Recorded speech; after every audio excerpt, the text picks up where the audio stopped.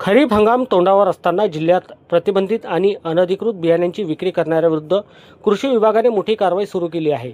वणी तालुक्यातील पळसोनी येथे जिल्हा गुणवत्ता नियंत्रण निरीक्षकांनी छापा टाकून भारत सरकारने प्रतिबंधित केलेले अनधिकृत कापूस बियाणे जप्त केले। या प्रकरणी पळसोनी येथील एका इसमाला अटक करण्यात आली असून त्याच्याकडून 1,15,070 रुपयांचा मुद्देमाल जप्त करण्यात आला आहे।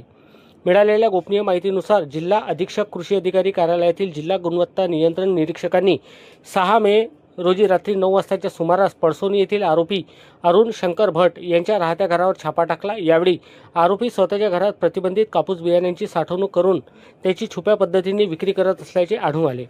कृषी विभागाने केलेल्या या कारवाईत विविध कंपन्यांच्या नावाखाली विकले जाणारे एकूण 81 पॅकेट अनधिकृतपणे बियाणे जप्त करण्यात आले। या बियाण्यांच्या पॅकेटांचे एकूण वजन आणि किंमत पाहता बाजार मूल्यानुसार 1,15,070 रुपयांचा साठा जप्त करण्यात आला आहे। यातील अनेक बियाणे ही पिंक गार्ड 3 आणि 5G तंत्रज्ञानाच्या नावाखाली बेकायदेशीरपणे विकली जात होती। या प्रकरणी जिल्हा गुणवत्ता नियंत्रण निरीक्षकांच्या तक्रारीवरून वणी पोलीस स्टेशनमध्ये आरोपीविरुद्ध बियाणे अधिनियम 1966-68 मधील कलम 7 ते 14 आणि पर्यावरण संरक्षण अधिनियम 1986 च्या कलम 7, 8, 15 व 16 नुसार गुन्हा दाखल करण्यात आला आहे। पुढील तपासासाठी जप्त केलेल्या साठ्यातून विविध नमुने सीलबंद करून वीज परीक्षण प्रयोगशाळेत तपासणीसाठी पाठवण्यात आले आहे। या प्रकरणाचा पुढील तपास वणी पोलीस करीत आहे।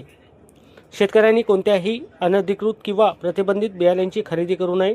बियाणे खरेदी करताना अधिकृत विक्रेत्याकडून पक्के बिल घ्यावे आणि संशयास्पद विक्री आढळल्यास कृषी विभागाशी संपर्क साधावा असे आवाहन कृषी विभागाच्या वतीने करण्यात आले आहे।